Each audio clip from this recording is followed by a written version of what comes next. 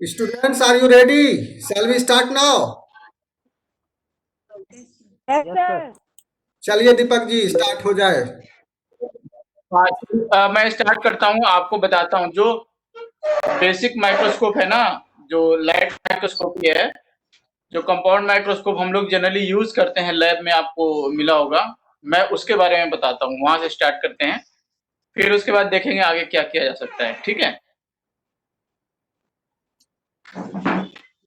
तो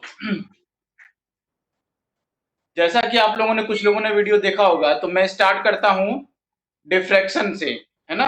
लाइट के डिफ्रैक्शन से स्टार्ट करता हूँ, क्योंकि लाइट की जो डिफ्रैक्शन की जो फिनोमेना है, जो बेंडिंग के फिनोमेना है एक मीडियम से दूसरे मीडियम में जाने पे, उसी को यूज किया गया है माइक्रोस्कोपी में, है ना। यानी कि कोई अगर दो मीडियम है, आप देख पा रहे होंगे ब्लैक बोर्ड देख पा रहे होंगे, थोड़ा सा भी आप समझिए कि ऊपर एयर है और नीचे जो है वो कोई भी दूसरा मीडियम है, जैसे ग्लास है। ठीक है, तो जब जो लाइट तो वैसे जब ग्लास में जाएंगी तो सीधी ट्रेवल नहीं करती। वैसे जनरली क्या होना चाहिए, सीधा ट्रेवल करना चाहिए उसको, है ना। लेकिन लाइट की जो स्पीड है वो हर मीडियम में सेम नहीं है। आप लोगों को ये पता होना चाहिए कि लाइट की स्पीड सारे मीडियम्स में एक जैसे नहीं होते हैं, वो उसका स्पीड जो है वो घटता बढ़ता रहता है ना। सबसे ज्यादा स्पीड जो, जैसे लाइट की स्पीड बताते हैं ना 3 लाख किलोमीटर प्रति सेकेंड, तो वो आपका वैक्यूम में आप कह सकते हैं वो होता है। ठीक है, आवाज क्लियर नहीं आ रही? आ रही सर। हेलो, हाँ सर, आ रही है आवाज सर। आ रही है ना? समझ में आ रहा है कि मैं कह रहा हूँ? Yes sir, yes sir. आवाज नहीं आ रहा है।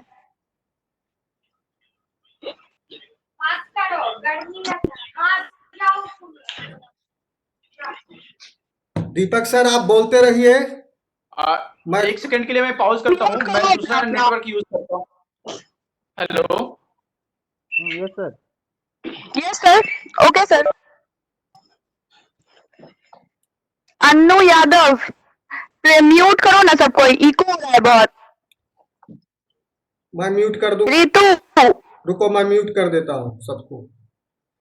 अन्नू यादव दो दो अकाउंट से है, दो दो डिवाइस से है।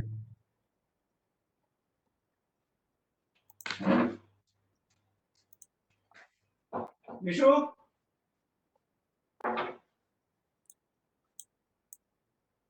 ठीक है, सब म्यूट है, सब म्यूट है। अनु यादव दो बार क्यों दिख रही है?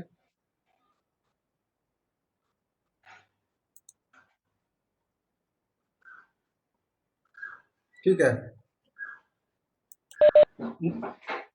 मैंने म्यूट कर दिया है सबको सर। दीपक सर जी, हाँ, आप मैं दूसरा दूसरे मोबाइल का यूज कर रहा हूँ, नेटवर्क में अपना छोड़ के जियो का यूज कर रहा हूँ, शायद उसमें बेहतर है। ठीक है, जियो का फास्ट होगा। अगर एयरटेल है ना तो एयरटेल में स्लो रहता है नेट।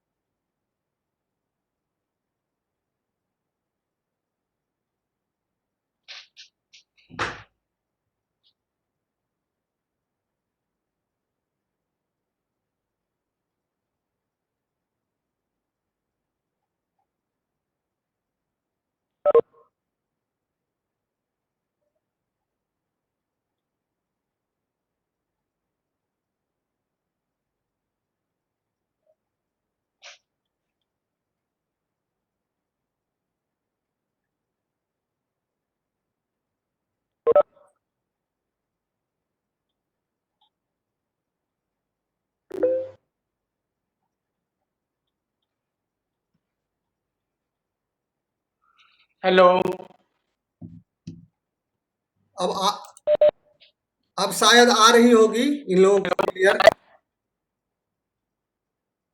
आ रही है, आपको आ रही है क्लियर मेरी आवाज? हाँ, मुझे तो आपकी आवाज बिल्कुल क्लियर है। जी, ठीक है, तो मेरे ख्याल से इनको भी आ रही होगी। यस सर, आ रही है सर।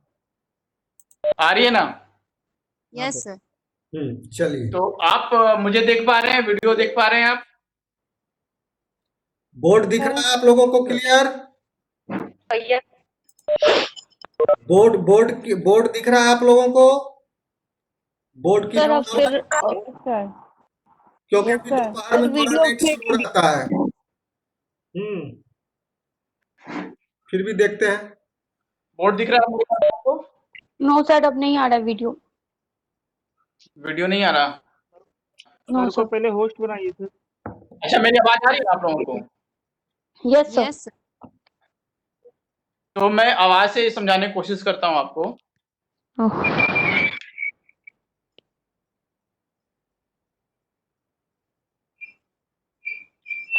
हेलो। हाँ सर। हाँ, आवाज से ही समझाने की कोशिश करता हूँ। मैं बेसिकली शुरू से बताना चाह रहा हूँ कि लेंस कैसे काम करता है ना? माइक्रोस्कोप, जब हम माइक्रोस्कोप की बात करते हैं तो उसमें लेंस जो है, वो लेंस जो है उसका प्रिंसिपल ऑब्जेक्ट है। लेंस जो है उसका प्रिंसिपल पार्ट है, मेन पार्ट जो है लेंस ही है। जो फंक्शनिंग पार्ट है माइक्रोस्कोप का, वो क्या है? लेंस है। ठीक है? तो लेंस किसी ऑब्जेक्ट के इमेज को कैसे इनलार्ज करता है, ये हमें समझना है। ठीक है? तो ये समझने के लिए हमें लाइट की जो एक प्रॉपर्टी है, वो है डिफ्रैक्शन की। कि जब वो एक मीडियम से दूसरे मीडियम में जाता है तो वो बेंड होता है, सीधा-सीधा नहीं जाता है बल्कि बेंड हो जाता है। ठीक है?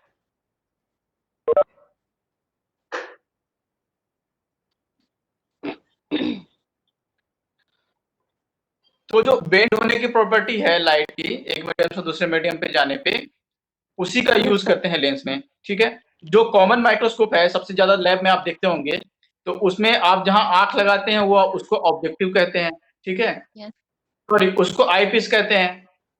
आईपीस या ओकुलर कहते हैं, जहां पे हम आंख रखते हैं, लगाते हैं। ठीक है?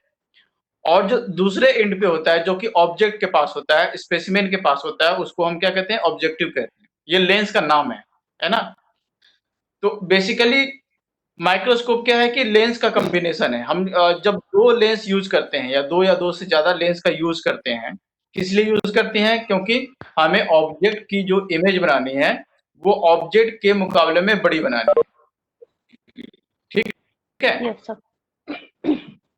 तो आपको ऑब्जेक्टिव का काम क्या है? ऑब्जेक्टिव का काम क्या है? लाइट जो है रिसीव करना स्पेसिमेंस के पास से, जो भी सैंपल आपने रखा है स्टेज पे, वहां से लाइट को रिसीव करना। वो लाइट रिसीव करके फिर भेजता है आपके आईपीस के पास, ओकुलर के पास, जो कि हमारी आंख के पास जो लेंस है। ठीक है? तो जब इन्हीं दोनों के बीच में क्या होती है? मैग्निफिकेशन होती है, जैसा मैंने उसमें आपको बताया है अपने उस वीडियो में, लेक्चर में। तो एक्चुअली वो समझाने के लिए, जो इमेज फॉर्म करने के लिए मैं बोल के नहीं समझा सकता, उसके लिए आपको डायग्राम बनाने की जरूरत पड़ेगी, है ना?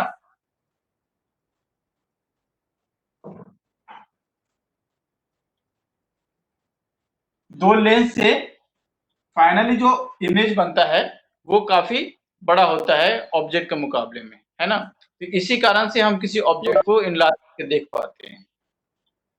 तो माइक्रोस्कोप का यही काम ही है, किसी चीज को हम, छोटी चीज को बड़ा करके देखें। इसी के तरह का एक और इंस्ट्रूमेंट होता है जिसको टेलीस्कोप कहते हैं, आप लोग जानते होंगे।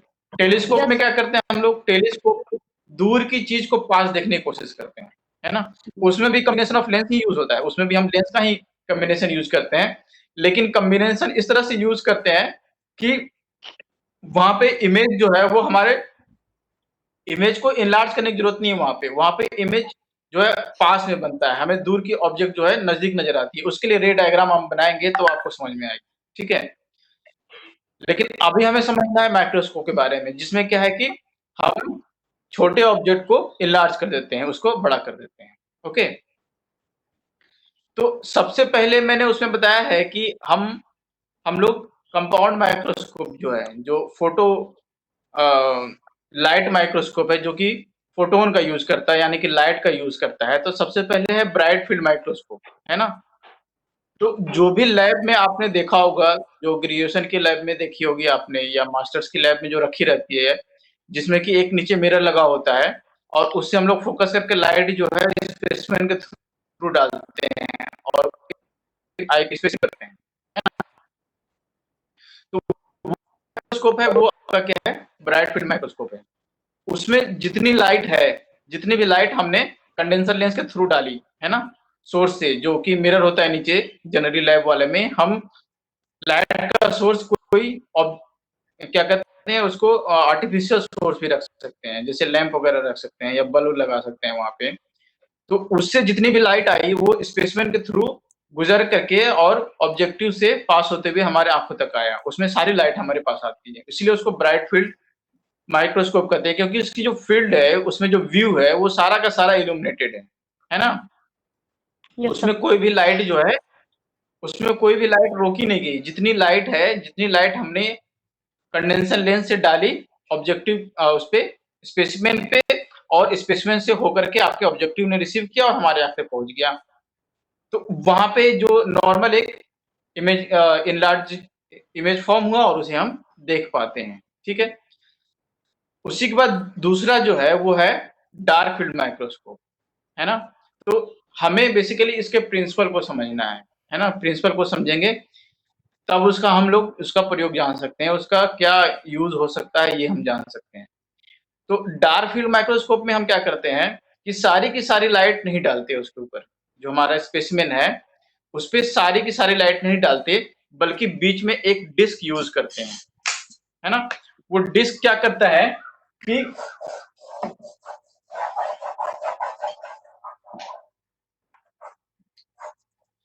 डिस्क क्या करता है, वो सारी लाइट्स को नहीं देता, बल्कि जो सेंट्रल पार्ट होता है, जैसे कि आप एक लाइट को छोड़ रहे हैं तो एक बीम ऑफ लाइट जाती है ना। हम कंडेंसर से क्या करते हैं, फोकस कर रहे हैं, तो एक बीम, एक समझिए कि लाइट एक पाइप है ना, उस पाइप में भर के पानी आ रहा है पूरा। तो उस पाइप में अगर बीच में कोई चीज डाल दें, कोई पत्थर डाल दें, तो पानी जो है वो पूरे एरिया से ना आकर के जो पत्थर के चारों तरफ है उधर से केवल आ पाएगा, है ना। Yes, sir. Hmm. उसी तरह का अरेंजमेंट हम करते हैं, जैसे कि यहाँ से कंडेंसर से लाइट जो है वो पास हो रही है,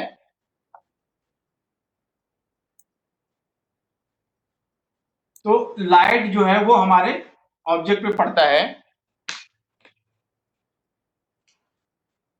आप इसको समझने की कोशिश कीजिए, डायग्राम से समझाना जरूरी है, इसमें ऐसे नहीं समझ पाएगा आपको। यहाँ से जो लाइट निकल के आई सोर्स से, वो यूं आ रही है, ठीक है। जो फील्ड है लाइट का, उसी के फील्ड में हमारा ऑब्जेक्ट भी रखा हुआ है, जो हम देखना चाहते हैं, ठीक है, जो हम ऑब्जर्व करना चाहते हैं, जो हमारा स्पेसिमेन है, ठीक है। तो डार्क फील्ड वाले में हम क्या करते हैं कि बीच में एक डिस्क रख देते हैं, है ना। बीच में हमने क्या रख दिया, एक डिस्क रख दिया, तो सारी की सारी लाइट जो है वो स्पेसिमेन तक नहीं जा रही, केवल जो दोनों किनारे हैं उधर से ही लाइट जा रही है, ठीक है। सुन पा रहे हैं आप लोग? सुन रहे हैं सर? Yes, सुन रहे हैं ना, ठीक है, ठीक है।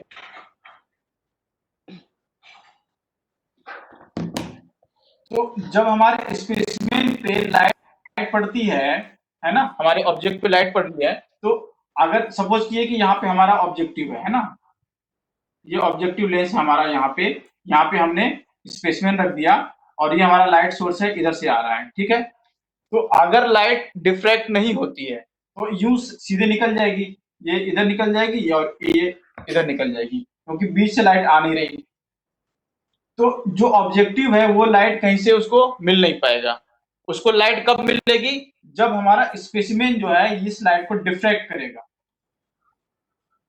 है ना, डिफ्रैक्शन होगी, उसकी बेंडिंग होगी, समझ रहे हैं। जो डिफ्रैक्टेड लाइट है वही केवल ऑब्जेक्टिव लेंस जो है रिसीव करता है ना। तो जो ऑब्जेक्ट है उसके बैकग्राउंड में हमने डिस्क यूज किया है तो बैकग्राउंड जो है उसका डार्क है।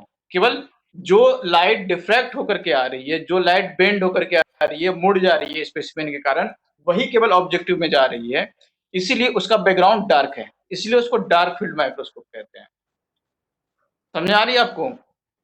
तो डार्क फील्ड माइक्रोस्कोप हमने क्यों बनाया? पहले हमारे पास ब्राइट फील्ड माइक्रोस्कोप था, उसके बाद हमने डार्क फील्ड माइक्रोस्कोप क्यों बनाया? क्योंकि ब्राइट फील्ड माइक्रोस्कोप में हम जो भी ऑब्जेक्ट ट्रांसपेरेंट है या फिर जिसको हम कलर नहीं कर पा रहे हैं, या कलर अगर नहीं करें मान लीजिए, तो हम उसे देख नहीं पाएंगे। ब्राइट फील्ड में ब्राइट फील्ड माइक्रोस्कोप को यूज करने के लिए हमें स्पेसिमेन को डाई से, किसी कलर से हमें उसे रंगना नहीं पड़ेगा, तभी हम उसे देख पाएंगे, तभी हम उसके स्ट्रक्चर को देख पाएंगे। जैसे कि आपका हेमेटोजाइलिन और ईओसिन हम लोग बहुत ही कॉमनली यूज करते हैं। तो ये जो कॉमन लैब है, ग्रेजुएशन लैब में यूज करते हैं। तो इसमें हेमेटोजाइलिन और ईओसिन क्यों यूज करते हैं? क्योंकि वो जो सेल का जो एसिडिक और बेसिक पार्ट है ना, जहां भी एसिडिक होगा वहां पे ईओसिन बाइंड कर जाएगा, और जहां पे बेसिक होगा वहां पे हेमेटोजाइलिन बाइंड कर जाएगा, तो वो कलर देगा, है ना। तो जो कलर का जो डिफरेंस होगा वही हम केवल ब्राइट फील्ड में देख पाएंगे। लेकिन डार्क फील्ड में क्या होता है कि डार्क फील्ड में रिफ्रैक्शन होता है। रिफ्रैक्शन, कोई ऑब्जेक्ट अगर ज्यादा डेंस है जैसा कि आप सपोज कीजिए कि आपका सेल है और बीच में न्यूक्लियस है, तो न्यूक्लियस जो है वो ज्यादा डेंस ऑब्जेक्ट होगा, है ना। माइटोकॉन्ड्रिया होगा तो वो ज्यादा डेंस ऑब्जेक्ट होगा। तो जो ज्यादा डेंस ऑब्जेक्ट होंगे वो लाइट को ज्यादा डिफ्रैक्ट करेगा, है ना। इसीलिए मैं डिफ्रैक्शन की प्रिंसिपल को समझाने की कोशिश कर रहा था शुरू में, कि डिफ्रैक्शन क्या, बेंडिंग क्या है लाइट की, वो डिपेंड करेगा मीडियम के डेंसिटी पे। जिस मीडियम से वो गुजर रहा है वो ज्यादा डेंस है तो उसमें बेंडिंग ज्यादा होगी, नॉर्मल की तरफ ज्यादा मुड़ जाएगा। अगर कम डेंस होगा तो उसमें कम होगी। तो इसको नापने के लिए रिफ्रैक्टिव इंडेक्स है, स्नेल्स लॉ आप लोगों ने फिजिक्स में पढ़ा होगा, उससे हम डेंसिटी निकाल सकते हैं, रिफ्रैक्टिव डेंसिटी निकाल सकते हैं किसी भी ऑब्जेक्ट का, ठीक है। तो इसीलिए हम लोग जो है, मैंने जो शुरू में बात किया वो बेंडिंग ऑफ लाइट की बात करी, डिफ्रैक्शन की बात करी। तो यहाँ पे जो डार्क फील्ड माइक्रोस्कोप है, इसमें जो भी स्पेसिमेन हमने यूज किया, उस स्पेसिमेन के डिफरेंट रीजन में जो डिफरेंट चीजें होगी उसकी डेंसिटी डिफरेंट होगी। जब वो डिफरेंट होगी डेंसिटी, तो लाइट को डिफ्रैक्ट भी डिफरेंटली करेगा, है ना।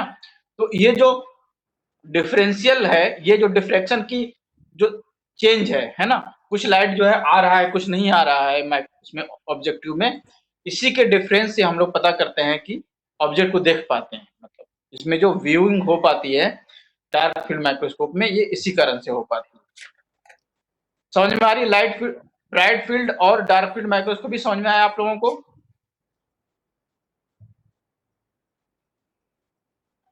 एक बार कंफर्म कीजिए। जी सर। Yes sir. ठीक है, तो मैं अब बताने जा रहा हूं आपको फेज कंट्रास्ट माइक्रोस्कोप, ठीक है। सर वो डाई कलर कैसे देता है, ये थोड़ा समझा दीजिए सर। वो मतलब जो आप दो डाई बताए वो उसी के साथ कलर कैसे वो कलर मतलब देता है, वो समझा दीजिए थोड़ा। देखिए, जो आप जानते हैं कि जो अलग अलग चीजें हैं वो एसिड, बेसिक या न्यूट्रल हो सकती है ना। जैसे वाटर है, न्यूट्रल है। तो कुछ जो केमिकल्स हैं, केमिकल डाई बेसिकली केमिकल है, तो कुछ केमिकल्स क्या होते हैं, वो एसिडिक चीजों से बाइंड कर सकते हैं, और कुछ केमिकल्स होते हैं जो बेसिक चीजों से बाइंड कर सकते हैं, है ना। तो वहाँ पे और साथ ही साथ उनका अपना कलर होता है। हाँ बताइए। न्यूट्रलाइजेशन रिएक्शन होता है, वहाँ पे न्यूट्रलाइजेशन रिएक्शन होता है, इसी कारण से फिर कलर वो वहां पे, हाँ, वहां पे ऐसा रिएक्शन नहीं होता, केमिकल रिएक्शन नहीं होता है, जस्ट बाइंडिंग होती है। अच्छा। जैसे कि लाइक एक कपड़ा अब है ना, कपड़े में कोई कलर डालते हैं ना, ये कोई व्हाइट कपड़ा है, धोती है मान लिया जाए, तो धोती में हम नील डाल देते हैं तो वो नीले कलर का हो जाएगा। अगर हम रेड कलर डाल दें, उसमें लाल डाई डाल दें, तो वो लाल कलर का हो जाएगा, ग्रीन कलर का हो जाएगा। तो वो क्या करता है, डाई क्या करता है, उसमें जाकर के फंस जाता है, उससे जाकर के बाइंड कर जाता है, रुक सा जाता है, उसमें जाकर फंस जाता है, एक तरह से समझ सकते हैं आप। तो उस डाई का उस कंपाउंड में बाइंडिंग साइट्स होता होगा, तभी तो वो बाइंड करता होगा। हाँ, तो उसमें आपको एंटीजन एंटीबॉडी जैसी स्पेसिफिसिटी नहीं होती कि वो वहीं पे जाकर बाइंड करेगा। वहां पे जो रिएक्शन हो रहा है वो एसिडिक और बेसिक प्रॉपर्टीज के कारण हो रहा अच्छा। है ना। जैसे उसमें एसिडिक और बेसिक कहने का मतलब क्या हुआ कि उसमें चार्ज जो है वो डिफरेंट तरह के हो सकते हैं, है ना। जैसे कि आपका NOH है तो वो बेसिक है, उसमें हाइड्रोक्सिल आयन है, हाइड्रोक्सिल आयन वो रिलीज करता है। उसके बाद अगर HCl है तो वो हाइड्रोजन आयन है, H+ वो रिलीज कर सकता है ना। तो वहां पे जो एक क्या कहते हैं इलेक्ट्रोस्टैटिक फोर्स है, उसमें जो चार्ज है ना, वो चार्ज में नेगेटिव और पॉजिटिव चार्ज हो सकता है ना। तो जो नेगेटिव और पॉजिटिव चार्ज है उसमें जो हम यूज कर रहे हैं वो उसके स्पेसिफिकली उसमें जाकर बाइंड कर जाता है। कोई चीज उसमें नेगेटिव चार्ज से बाइंड कर सकता है, कोई चीज पॉजिटिव चार्ज से बाइंड कर सकता है। ठीक है, समझ रहे हैं। हाँ सर।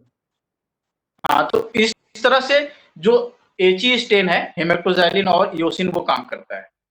तो जो ब्राइट फील्ड माइक्रोस्कोप में हम लोग कोई भी अगर ट्रांसपेरेंट ऑब्जेक्ट रख दें तो उसमें हम देख नहीं पाएंगे, उसको हम क्लियरली नहीं देख, मतलब हमें सही से दिखेगा नहीं, हमें केवल एक स्ट्रक्चर दिखेगा जिसका कि केवल हम सराउंडिंग ही देख सकते हैं, एक आउटलाइन ही देख सकते हैं, उसके अंदर क्या स्ट्रक्चर है ये हम नहीं देख सकते ब्राइट फील्ड में।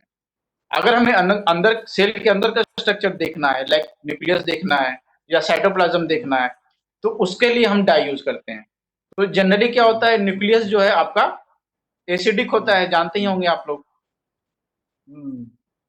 DNA जो होता है नेगेटिवली चार्ज होता है ना। Yes sir. हाँ, तो इसीलिए DNA से जाके बाइंड कर जाएगा, आपका इयोसिन जाके बाइंड कर जाएगा, ब्लू कलर देगा वो। ठीक है। और जो आपका वो है क्या कहते हैं साइटोप्लाज्म है, वो थोड़ा बेसिक होता है। तो बेसिक से आपका हेमेटोजाइलिन बाइंड कर देगा जो कि थोड़ा पर्पल या पिंकिश कलर देता है। ठीक है। तो वो आप जो है अब जब वो कलर दे रहा है डिफरेंट रीजन में, अलग अलग डाई बाइंड कर गया, तो अब कलर दे रहा था, हम कलर से उसको देख पाते हैं कि हाँ ये न्यूक्लियर रीजन है और ये साइटोप्लाज्म। ठीक है। Yes sir. तो इस तरह से हम ब्राइट फील्ड माइक्रोस्कोप यूज करते हैं। डार्क फील्ड माइक्रोस्कोप में भी हमें कलर करने की उतनी जरूरत नहीं है जितनी कि हमें ब्राइट फील्ड में। डार्क फील्ड में क्या करते हैं, जब लाइट डिफ्रेक्ट हो रहा है तो अलग अलग ऑब्जेक्ट की डेंसिटी अलग अलग है, तो वो अलग अलग डिफ्रेक्शन कर रहा है। ठीक है। जो अमाउंट ऑफ डिफ्रेक्शन है, बेंडिंग है, उसी के अनुसार हमारी आंखों पे लाइट जो है वो अलग अलग टाइम में पहुंच रहा है, तो हम उसे देख पाते हैं कि ये डार्क है और इसके कंपेरिजन में ये लाइट है। केवल उसमें हम ब्लैक एंड व्हाइट ही देख सकते हैं। डार्क फील्ड माइक्रोस्कोप में हम देख सकते हैं कि एक चीज ब्लैक है जहां से लाइट नहीं आ रही, और एक चीज जो है वो इल्यूमिनेटेड है, यानी कि जहां पे व्हाइट है जहां से कि लाइट आ रही। ठीक है। तो मैं फेज कंट्रास्ट माइक्रोस्कोप बताऊं अब। Yes sir. ठीक है। तो जनरली आप देखेंगे कि कोई भी अगर रिसर्च लैब है जिसमें कि लाइव सेल इमेजिंग की जाती है, यानी कि हमें मान लिया सेल को हम बाहर कल्चर कर रहे हैं। ठीक है। सेल, हाँ, और कई बार ऐसा होता है कि जैसे सेल को हमें कई दिनों तक कल्चर करना है, आज हमने डाला, उसके बाद वो कल्चर चलेगा 6-7 दिन तक मान लीजिए जाए। ठीक है। तो उसको हम लोग मार नहीं सकते। मान लीजिए कि हर 24 घंटे में हमें उसे देखना है, उसकी मॉनिटरिंग करनी होगी ना, हमें देखना पड़ेगा रोज की क्या हो रहा है उसमें, सेल डिवीजन हो रहा है या सेल मर रहा है या उसमें क्या चेंजेस हो रहे हैं, है ना। सेल डिवीजन के डिफरेंट स्टेजेस को अगर मान लिया देखना है, तो सेल को हम लोग मार नहीं सकते। अगर हम उसमें डाई दे देते हैं या उसको किल कर देते हैं तो सेल तो मर जाएगा, जिस स्टेज में होगा उसी स्टेज में रह जाएगा। तो यहाँ पे अगर हमें किसी जिंदा सेल को, लाइव सेल को अगर हमें देखना है, उसकी मॉनिटरिंग करनी है या उसकी इमेजिंग करनी है बिना डाई का प्रयोग किए हुए, तो हम लोग फेज कंट्रास्ट माइक्रोस्कोप यूज करते हैं। ठीक है। तो जो भी आप देखेंगे थोड़े अच्छे लैब होते हैं जहाँ पे कि सेल कल्चर पे काम हो रहा है या हमें लाइव सेल देखनी है, तो वहां पे फेज कंट्रास्ट माइक्रोस्कोप आपको मिलेगा। फेज कंट्रास्ट माइक्रोस्कोप जो है वो आपके इन दोनों से ब्राइट फील्ड और डार्क फील्ड माइक्रोस्कोप के मुकाबले में थोड़ा महंगा होता है। वो उसमें जैसे डार्क फील्ड और ब्राइट फील्ड माइक्रोस्कोप में तो हमने केवल लेंसेज का ही यूज किया है ना, ऑब्जेक्टिव लेंस यूज किया, ओकुलर लेंस यूज किया, कंडेंसर लेंस यूज किया। लेकिन जो फेज कॉन्ट्रास्ट माइक्रोस्कोप है उसमें हम लेंस के अलावा 2 चीजें और यूज करते हैं। एक चीज हो गया, एक एन्युलर रिंग होता है। एन्युलर मतलब उसमें सर्कुलर एरिया होता है जिसे कि लाइट क्रॉस कर सकती है।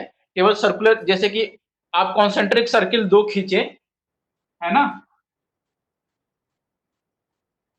तो कॉन्सेंट्रिक सर्किल में जो अंदर वाला सर्किल होगा तो उसमें मान लीजिए कि अंदर वाले सर्किल में हम गैप रखते हैं। अंदर वाला जो सर्कुलर एरिया है, कॉन्सेंट्रिक सर्किल समझते होंगे आप लोग, एक ही सेंटर से 2 सर्किल हम बना रहे हैं।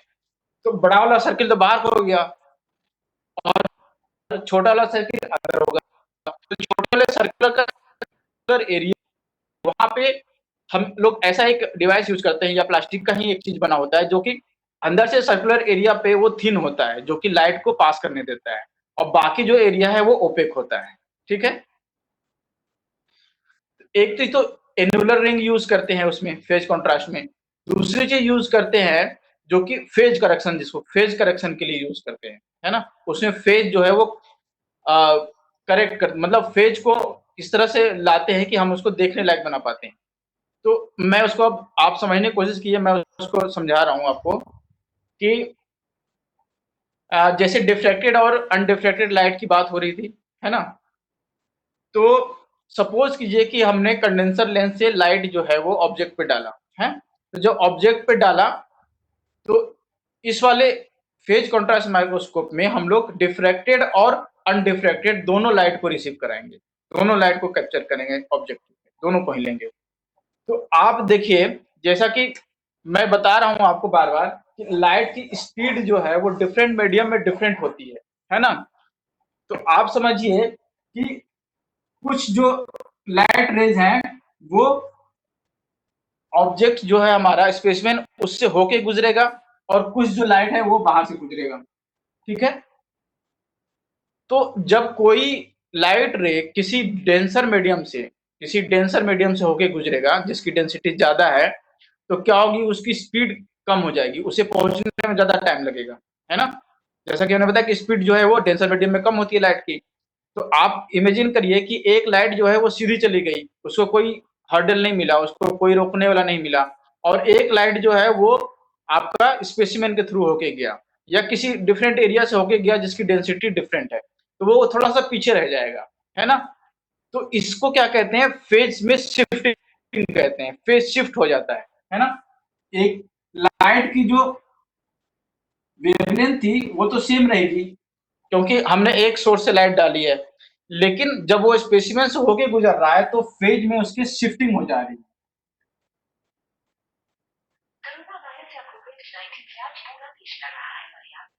एक एक रे जो है वो पहले पहुंच रहा है और दूसरा रे जो है वो बाद में पहुंच रहा है, इसको क्या कहेंगे, फेज शिफ्ट कहेंगे, है ना। तो ये जो फेज शिफ्ट होता है वो एनुलर जो रिंग हम यूज कर रहे हैं, एनुलर रिंग जो यूज कर रहे हैं कंडेंसर लेंस के बाद, उसके कारण हो पाता है, क्योंकि वो कुछ लाइट को ही जाने देता है जो कि स्पेसिमेन पे केवल फोकस्ड होता है।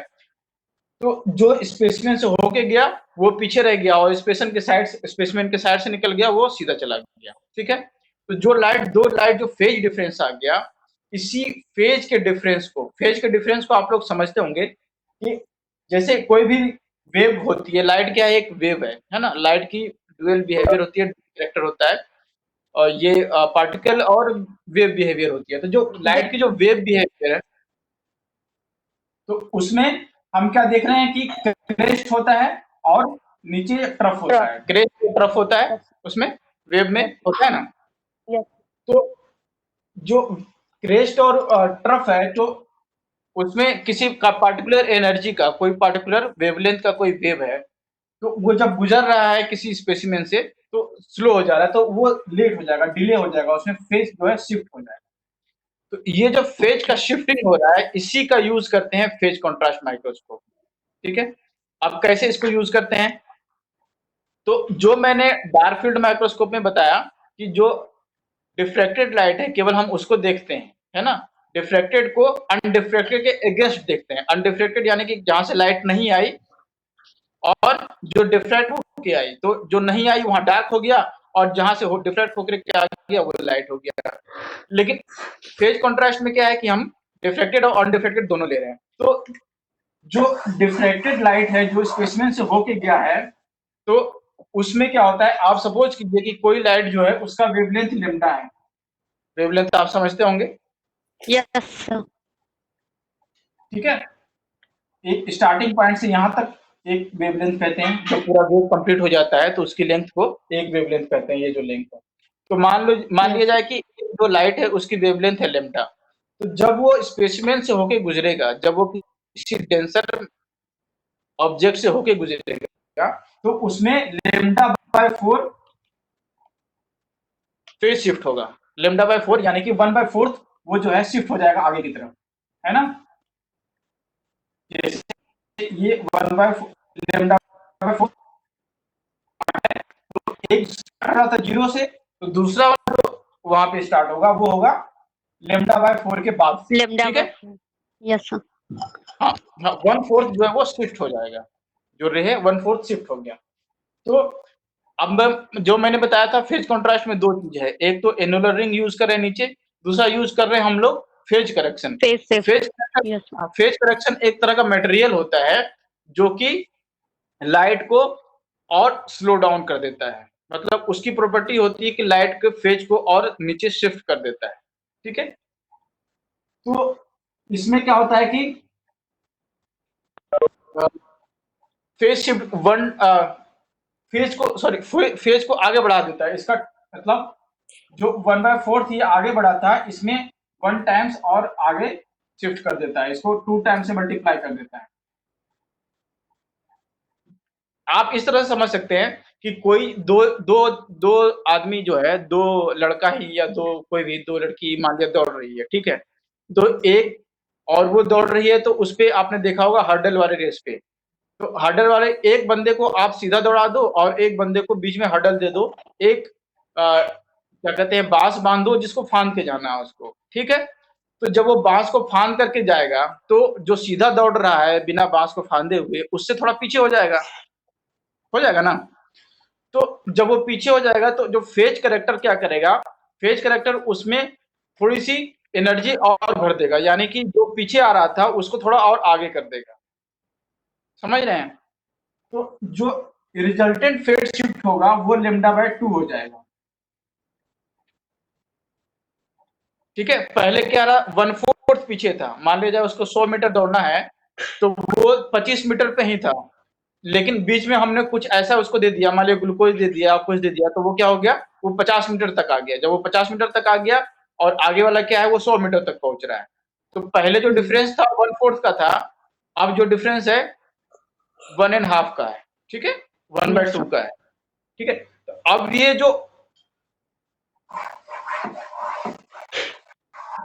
फेज करेक्टर का काम है, ये एक तो उसको फेज को हाफ पे लेके आना है, दूसरा काम है आप दो जो फेज वहां पे पहुंची है ना, जो फेज करेक्टर के पास दो फेज पहुंची है, एक जो कि नॉर्मल 100 मीटर पे है और एक जो 50 मीटर पे है, उसको आपस में जोड़ता है।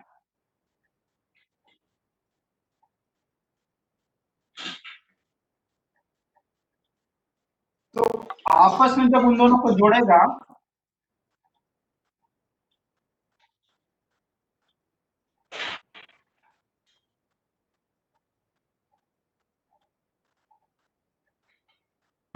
हाँ, तो अब आप समझिए इसको इस तरह से कि फेज का जो क्रेस्ट और ट्रफ था, ठीक है, तो जो 1/2 था उसको जब आपस में जोड़ेंगे, 1/2 और 1/2 को जब आपस में जोड़ेंगे, तो अगर वो एक दूसरे के अगेंस्ट है, मतलब एक का ट्रफ दूसरे के क्रेस्ट के ऑपोजिट है, जस्ट आप वेव को समझ रहे हैं, वेव अगर बन रहा है ए शेप बन रहा है ना, तो उसमें वेव, हाँ, तो वेव जो है वो एक दूसरे को कैंसिल कर सकता है ना।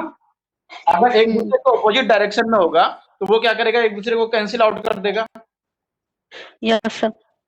समझ रहे हैं ना, अगर वेव जो है एक दूसरे के अपोजिट में, जिसको डिस्ट्रक्टिव कॉम्बिनेशन कहते हैं, जब वो एक डायरेक्शन उसका एक दूसरे के अपोजिट में है तो एक दूसरे को कैंसिल कर दिया और एक सीधी लाइन हो जाएगी, वहां पे कोई वेव नहीं है, ठीक। लेकिन दूसरा क्या है, अगर दोनों की डायरेक्शन सेम है, दोनों एक दूसरे के तरफ नहीं जा रहा है, तो उसको कहेंगे कंस्ट्रक्टिव कॉम्बिनेशन। तो उसमें क्या हुआ कि जितना उसका एम्पलीट्यूड था ना, मान लीजिए ए एम्पलीट्यूड था, तो उसका एम्पलीट्यूड जो रिजल्टेंट है उसका 2a हो जाएगा, ठीक। और जो डिस्ट्रक्टिव कॉम्बिनेशन था उसमें उसका एम्पलीट्यूड a था, तो रिजल्टेंट एम्पलीट्यूड जो है उसका 0 हो जाएगा। समझ में आ रही होगी मेरी बात? सर जो फेज कनेक्टेड है सर, हेलो हाँ बोलो बोलो। सर जो फेज कनेक्टेड है सर, ये मतलब वेवलेंथ को सर कम करता है और मतलब दोनों फेज को इक्वल करने में हेल्प करता है सर। हाँ, दोनों फेज को कंबाइन भी करता है। जो आगे दो फेज पीछे आए थे, यस सर। जो ऑब्जेक्ट होके आया है ना, जो लाइट सीधी आ गई है वो तो सीधी आ गई, कोई बात नहीं। लेकिन जो Yes, sir. ऑब्जेक्ट गुजर के आया है तो वो क्या हो गया, पीछे हो गया फेज में। तो उसको फेज चेंज जो है 1/4 होता है। जो भी हम लोग Yes. माइक्रोस्कोप के अंदर जो ऑब्जेक्ट रखे हैं तो उसमें क्या 1/4 चेंज होता है, 1/4 पीछे रह जाता है वो, ठीक है। Yes sir, yes sir. वो क्या करता है, उसको 1/4 को 1/2 कर देता है। पहला काम तो ये करता है, उसको 4 से 1/2 तक ले आता है उसको, ठीक है। Yes sir. दूसरा काम ये करता है कि जो 1/2 है उसको 1/2 और 1/2 को जोड़ो, तो वो एक होना चाहिए। Yes sir. लेकिन अगर आप फिजिक्स में जानते होंगे तो इसमें हम केवल क्वांटिटी की बात नहीं करते हैं, डायरेक्शन की बात करते हैं, है ना। Yes sir. कोई चीज अगर सेम डायरेक्शन में जा रही है तो वो ऐड होगी, लेकिन अगर दोनों एक दूसरे के अपोजिट डायरेक्शन में है तो वो एक दूसरे को क्या कर देगी, नलीफाई कर देगी, कैंसिल कर देगी, है ना। यस तो सर, उसी यस तरह सर। ये जो वेव बना 1/2 का, तो या अगर वो एक दूसरे के अपोजिट डायरेक्शन में है तो उसको नलीफाई कर देगी, उसको डिस्ट्रक्ट कर देगी, तभी उसको डिस्ट्रक्टिव कॉम्बिनेशन बोले। और उसका जो एम्पलीट्यूड है वो 0 हो जाएगा। लेकिन वहीं पे जब वो अगर सेम डायरेक्शन में है तो वो कंस्ट्रक्टिव कॉम्बिनेशन होगा और उसके वेवलेंथ को बढ़ा करके a से 2a कर देगी, ठीक है। Yes sir. ये बात समझ में आ गई होगा आप लोगों को। अब समझिए आप कि हमारी जो आंख है, हम जो आंखों की एबिलिटी हमारी है, उसकी एबिलिटी फेज के डिफरेंस को देखने की नहीं है। अगर जो लाइट रेज हमारी आंखों तक आ रहा है तो अगर फेज का डिफरेंस होकर के आ रहा है तो हम उसको नहीं डिटेक्ट कर सकते। हम क्या डिटेक्ट कर सकते हैं, अगर उसमें कलर को डिटेक्ट कर सकते हैं और इंटेंसिटी को डिटेक्ट कर सकते हैं। हमारे आंखों में आपको पता होगा कि कोन सेल होते हैं और रोड सेल्स होते हैं। Yes sir, rod shaped. Yes sir. हाँ, तो जो रॉड शेप्ड होते हैं उसका काम होता है कि वो इंटेंसिटी को डिटेक्ट करता है ना। Yes sir. और जो कौन से होते हैं वो कलर को डिटेक्ट करता है। जो कलर को देखने की एबिलिटी है वो हमारे रेटिना पे क्या है, जो रॉड सेल्स हैं उसकी है कि वो कलर देखता है, ग्रीन है, रेड है, ब्लू है, जो भी है। लेकिन जो आपका रॉड सेल है वो देखता है कि कितनी इंटेंसिटी है, कोई चीज ज्यादा चमक रही है या कम चमक रही है, कहीं से ज्यादा लाइट आ रही है या कम लाइट आ रही है। तो हमारी आंखों की यही एबिलिटी है। हमारी आंखों की एबिलिटी ये नहीं है कि कोई चीज फेज में डिफरेंस हो गया तो उसको डिटेक्ट करे, ठीक है। तो इसी कारण से हम जो है वो फेज करेक्टर यूज करते हैं। फेज कंट्रास्ट माइक्रोस्कोप में फेज करेक्टर यूज करते हैं। वो क्या करता है कि सेम फेज पे ले आता है। जो लाइट हमारे ऑब्जेक्ट से होके गुजर के आई है वो उसको सेम फेज पे ले आया, 0 कर दिया या फिर दुगना कर दिया। वेवलेंथ जो है उसकी वही ले सेम फेज पे ले आया, ठीक है। समझ रहे होंगे आप लोग। अब जब फेज कंट्रास्ट माइक्रोस्कोप में हम क्या देखते हैं, कोई चीज अगर डिफ्रैक्ट होके आई है और वो एक दूसरे को कैंसिल आउट कर रही है तो वहां पे हमें डार्क दिखेगा, वो रीजन जो हमें डार्क रीजन दिखेगा। लेकिन कोई चीज अगर कंस्ट्रक्टिव होके आई है, दो फेज डिले के कारण दो जो वेव थे वो एक दूसरे से कंस्ट्रक्टिवली अगर ज्वाइन हो रही है तो वहां पे हमें ब्राइट दिखेगा, वहां पे हमें लाइटर रीजन दिखेगा। तो इस तरह से जो सेल के अंदर हम बात करें तो न्यूक्लियस है, साइटोप्लाज्म है, उसमें माइटोकॉन्ड्रिया है, राइबोसोम है, और फिर आपका प्लांट प्लास्टिड है या सेल वॉल है। तो ये चीजें जो है वो जो फेज डिफरेंस होगा वो फेज डिफरेंस अलग अलग अमाउंट फेज डिफरेंस आएगा कि कोई है ना, कोई 1/4 जो है वो कभी यहाँ से स्टार्ट होगी, मतलब पॉइंट, अगर आप टाइम पॉइंट की बात करें तो पॉइंट मतलब एक 0 सेकंड से स्टार्ट हुआ, एक 2 सेकंड से स्टार्ट हुआ, एक 3 सेकंड से स्टार्ट हुआ, 4 सेकंड से, इस तरह से होगा।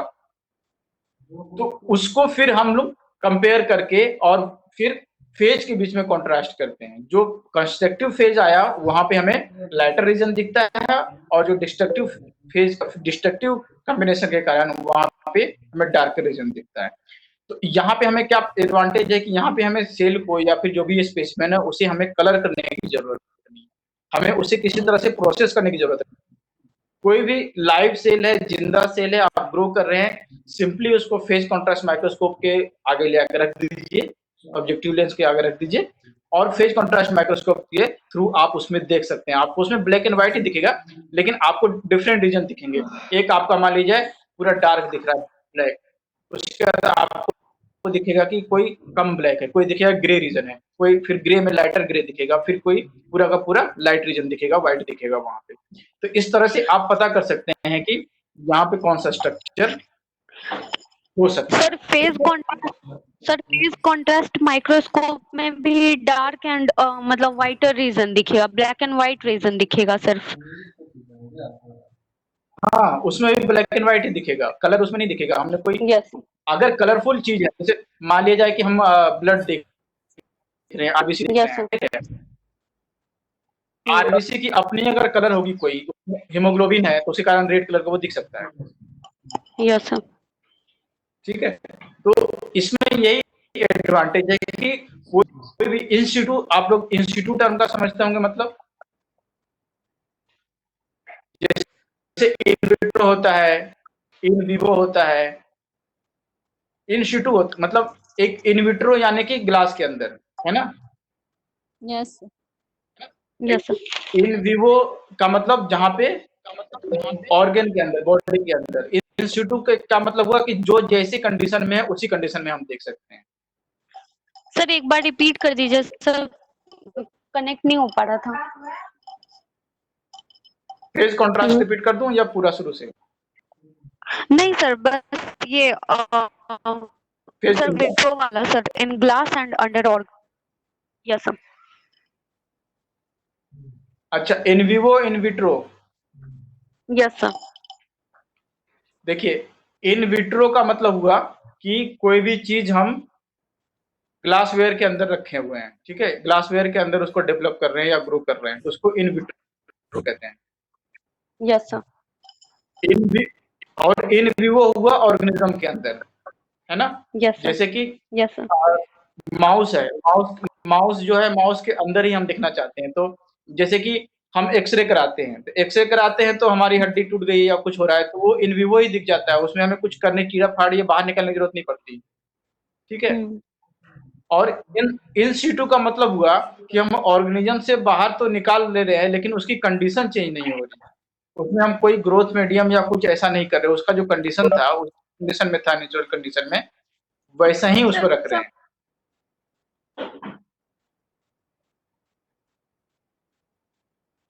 समझ में आई बात? Yes sir. हाँ, तो ये डिफरेंट टर्म्स हैं जो बायोलॉजी में हम लोग यूज करते हैं। तो फेज कॉन्ट्रास्ट माइक्रोस्कोप,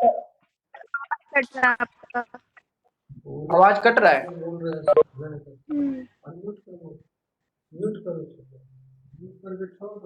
अब आवाज आ रहा है? Yes yes. मैं थोड़ा नेटवर्क में इशू रहता है ना।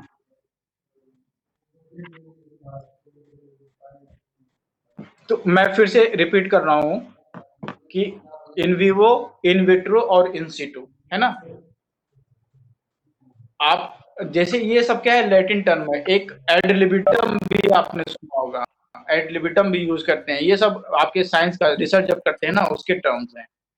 तो आपको मैं बताता हूँ, ये बेसिक चीज आप लिख सकते हैं इसको। इन विट्रो आपका स्पेलिंग हो गया, इन जैसे लिखते हैं IN, विट्रो VITR, ठीक है। तो इन विट्रो का मतलब हुआ कि हम किसी चीज को ग्लासवेयर में ग्रो कर रहे हैं, लाइक फ्लास्क में ग्रो कर रहे हैं, पेट्री डिश में ग्रो कर रहे हैं, है ना। तो वहां पे जो भी हम कर रहे हैं उसको दूसरे भी कोई भी एक्सपेरिमेंट कर रहे हैं, ऑब्जर्वेशन कर रहे हैं, तो उसको इन विट्रो कहेंगे। ठीक। दूसरा हो गया इन विवो। इन विवो का मतलब क्या हुआ कि कोई ऑर्गेनिज्म है ना, एक्सपेरिमेंटल एनिमल है, कुछ भी माइस है या रैबिट है या कुछ भी है, गिनी पिग है या मंकी है, तो उसको हम लोग उस ऑर्गेनिज्म के अंदर ही देखते हैं, उसके अंदर ही ऑब्जर्वेशन करते हैं, है ना, इन विवो करते हैं। उसमें ऑर्गेनिज्म से बाहर हमने उस टिश्यू को नहीं निकाला। लाइक लीवर है, जैसे आप जाते हो अल्ट्रासाउंड कराने के लिए, तो अल्ट्रासाउंड से पता चलता है ना कि आपके किडनी में स्टोन है या लीवर में कोई प्रॉब्लम है या कुछ है, तो ये क्या है, ये इन विवो ऑब्जर्वेशन है ना। ऑर्गेनिज्म जो है वो ऐसी है और उसके अंदर हम उसको ऑब्जर्व करने की कोशिश कर रहे हैं। जैसे सीटी स्कैन है या एमआरआई है, ब्रेन की एमआरआई करते हैं, तो ये सब क्या है, इन विवो ऑब्जर्वेशन है। ठीक। तीसरा टर्म है इन सिटू। इन सिटू का मतलब होता है कि हम जैसे इन विट्रो में क्या होता है कि हम उसको मैनिपुलेट कर चुके होते हैं, इन विट्रो में वो चेंज हो चुका होता है, लेकिन इन सीटू में क्या होता है कि हम ऑर्गेनिज्म से बाहर निकालते हैं लेकिन उसका कंडीशन चेंज नहीं करते हैं, वो जिस कंडीशन में इन विवो में था उसी कंडीशन में रखते हैं। यहाँ पे होल ऑर्गेनिज्म नहीं है, कोई पार्ट हो सकता है, जैसे कि हमने टिश्यू ब्लड लिया, ठीक है, ब्लड लिया, ब्लड लेने के बाद उसको माइक्रोस्कोप के अंदर रख करके देख रहे हैं, तो ये इन सिटू हो गया। ब्लड जिस आरबीसी या डब्ल्यूबीसी जिस कंडीशन में थी उसी कंडीशन में हम उसको देख रहे हैं, है ना। लेकिन अगर वही डब्ल्यूबीसी या आरबीसी को हम बाहर ग्रो करें, डब्ल्यूबीसी को बाहर ग्रो करें ग्लास के अंदर, उसके रखे 2-3 दिन 4 दिन, उसके बाद उसको ऑब्जर्व करें, तो वो इन विट्रो हो जाएगा। ठीक है। Yes sir. और फिर एक लैटिन वर्ड है एड लिबिडम। एड लिबिडम भी देखिएगा, उसमें क्या होता है, जब हम कहते हैं ना कि कोई एक्सपेरिमेंटल एनिमल है, उसको हम रखे हुए हैं, जितना चाहे उतना वो खा सकता है, जितना मर्जी उसको खा सकता है। जैसे चूहे हम लोग लैब में उसको जब रखते हैं तो जितना मर्जी वो खा सकता है, तो उसको एड लिबिटम कहते हैं। तो ये सब कुछ टर्म्स थे, मेरे दिमाग में आ गया अचानक तो बता दिया आप लोगों को। तो मेरे ख्याल से आप लोगों को जो कंपाउंड माइक्रोस्कोपी है वो समझ में आ गया होगा। सर एड लिबिटम फिर से बोलिए ना सर।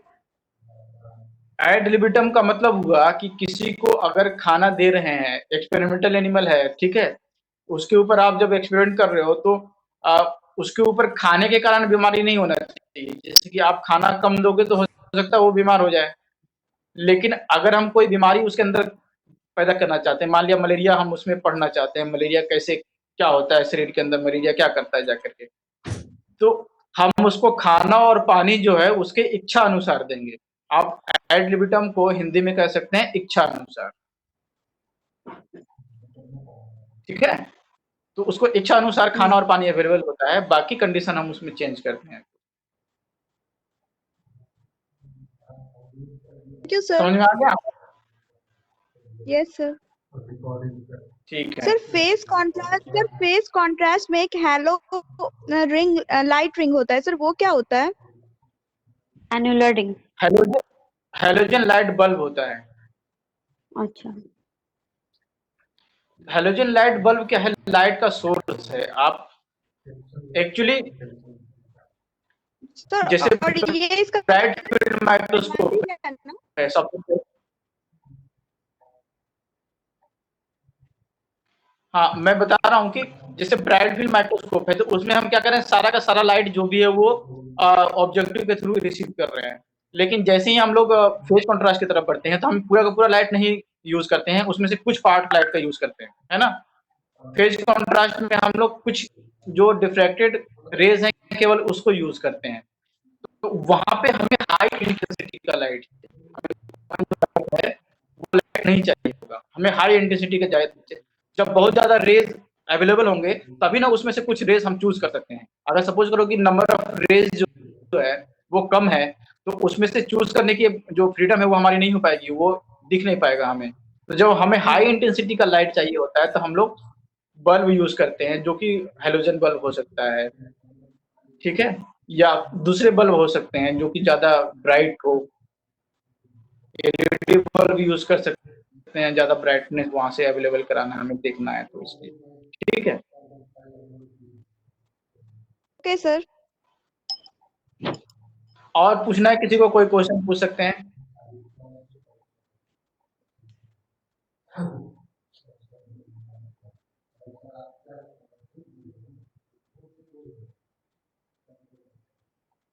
किसी को कुछ नहीं पूछना? सर इंटरफेरेंस कॉन्ट्रैक्ट में एक पोलराइज्ड लाइट होता है सर। हाँ, पोलराइज लाइट जानना है सर वो आपको? क्या है? Yes sir. ठीक है, तो आप समझने की कोशिश कीजिए। ये वेव जो है, वेव फॉर्म जो है लाइट का, उससे रिलेटेड है।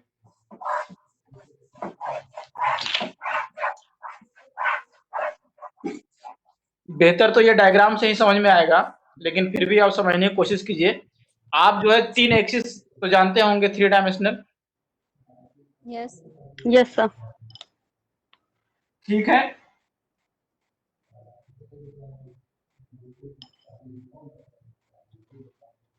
तो लाइट जब नेचुरल लाइट है, या बल्ब से आ रहा है या सन से आ रहा है, जो नेचुरल लाइट आ रही है, तो वो जो लाइट होती है उसका जो वेव का डायरेक्शन होता है वो कोई किसी भी डायरेक्शन में हो सकती है। यानी कि वेव जो उसका जो क्रस्ट और ट्रफ बन रहा है वो किसी भी डायरेक्शन में हो सकता है। जिसकी मान लीजिए ये जी है, जेड डायरेक्शन है, तो इस डायरेक्शन में बन सकता है ना? या ये जो है वो नीचे इस डायरेक्शन में बन सकता है।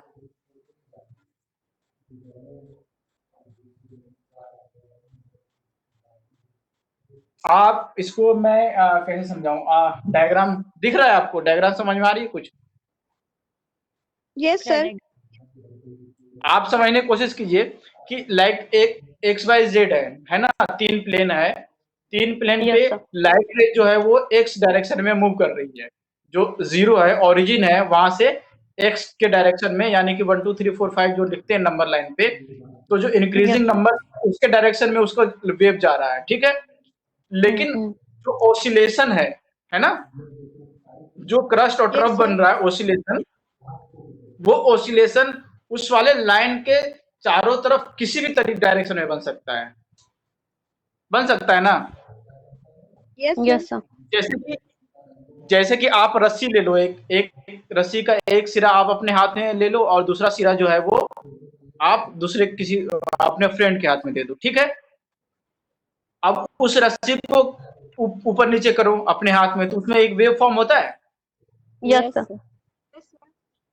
हाँ, तो जब वेव फॉर्म हो रहा है उसमें, तो उसको रस्सी को आप जो है केवल ऊपर नीचे ना करके साइड वाइज भी करो और किसी भी डायरेक्शन में करो, तो उसमें जो वेव फॉर्म होगा वो ऐसे फॉर्म होगा ना, किसी भी डायरेक्शन में। पहले ऊपर नीचे फॉर्म हो रहा था, फिर साइड वाइज करोगे तो साइड वाइज फॉर्म होगा ना? Yes sir. Yes sir. तो इसी तरीके से आप सोचो कि वो चारों तरफ किसी भी एंगल पे उसका वेव फॉर्म हो सकता है ना? तो ये नॉर्मल लाइट हो गई। ठीक है, लेकिन जो आपने क्या क्या वो कोहेरेंट लाइट पूछा था ना आपने? नहीं, polarise light sir. Polarise light. हाँ, पोलराइज लाइट में क्या होगा कि जो वेव होगा वो किसी एक ही डायरेक्शन में मूव करेंगे, बाकी जो डायरेक्शन में होंगे उसको वो जाने नहीं देगा।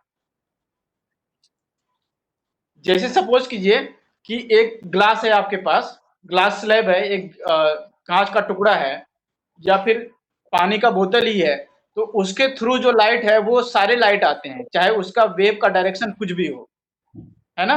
वो सारे लाइट आएंगे। लेकिन कुछ मटेरियल ऐसे होते हैं जिसको जो कि केवल किसी पार्टिकुलर डायरेक्शन के लाइट को ही जाने देगा, किसी पार्टिकुलर लाइट डायरेक्शन के वेव को ही गुजरने देगा। जैसे मान लिया केवल एक्स वाई एक्सिस पे मूव कर रहे हैं, केवल उनको जाने देगा, तो वो क्या कहेंगे? पोलराइज लाइट हो जाएगा।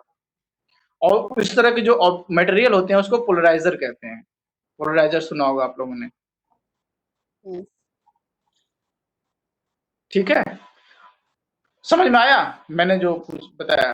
कुछ समझ में आया होगा शायद आप लोगों को, यस सर। क्या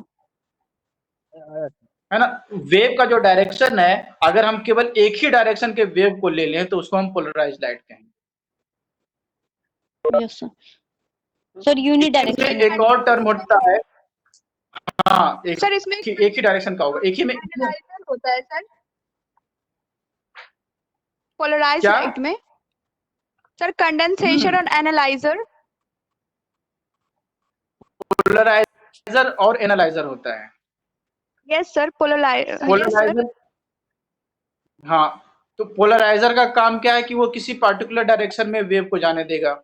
एनालाइजर का क्या काम है, वो एनालाइज करेगा कि किस डायरेक्शन से वेव आई है उसके पास।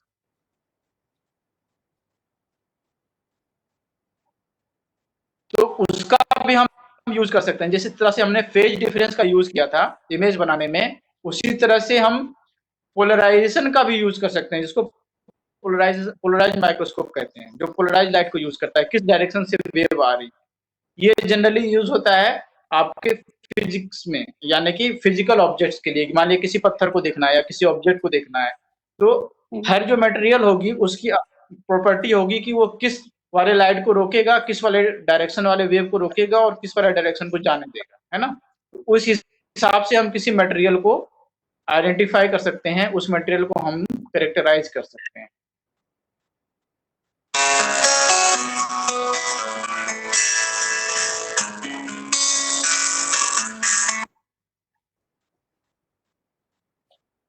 ठीक है, और कुछ पूछना है?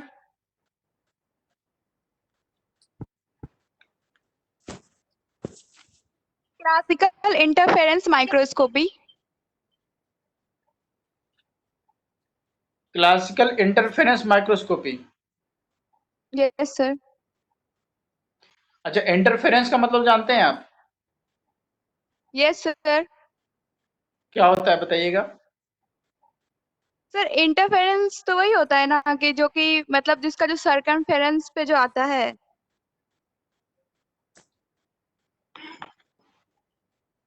सरकमफेरेंस पे क्या?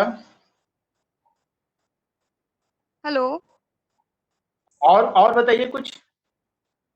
सर उसका मतलब कंक्लूजन जो भी निकला।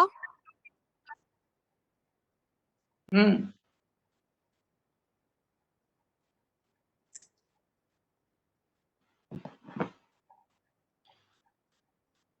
नेक्स्ट क्लास में मैं फिर आगे बाकी दूसरे माइक्रोस्कोप को बताऊंगा, क्योंकि आज टाइम हो गया 3 बजे, दूसरी क्लास भी है अभी 2 बजे से। ठीक है, okay sir, thank you sir.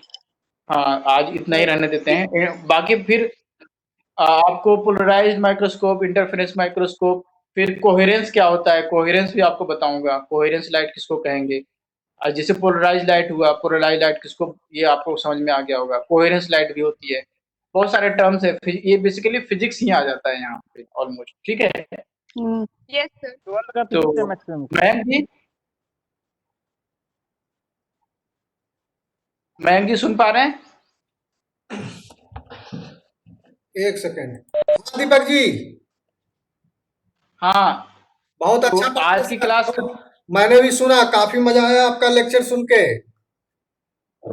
Thank you मेरा भी कुछ बच्चों को समझ में आया। हाँ हाँ, ठीक है, फिर इनको बाय कहते हैं। बाय करते हैं। फिर एमएससी वाला है 2 बजे से, थोड़ा रेस्ट कर लीजिए सर। Thank you sir. हाँ, 2 बजे से करेंगे फिर। थोड़ा रेस्ट कर लीजिए सर। हाँ, जरूर। जी जी जी। खाना भी खा लेता हूँ मैं। हाँ, खाना खा रेस्ट कर लीजिए, या कहिए तो 2 बजे से हम एमएससी वाले का थोड़ा आगे बढ़ा दें, अगर आप कंफर्टेबल हैं 2:30 बजे कर दें। हाँ, 2:30 बजे कर दीजिए, ठीक रहेगा। ठीक है, हम ग्रुप में मैसेज डाल देते हैं। और हाँ, बस आधा घंटा और डिले कर सर देंगे। आप अपने कॉलेज वाले ग्रुप से कनेक्टेड हो, बीएससी वाले ग्रुप से, तो उनको भी इस में इनवाइट कर हाँ, सकते हैं, बीएससी वाले में लेक्चर में। मेरा बस सुझाव था। ठीक है, ठीक है सर। ठीक है, मैं करूँगा। ठीक सर, ठीक है, ठीक sir. Okay sir. Okay, bye. चलो बाय स्टूडेंट्स।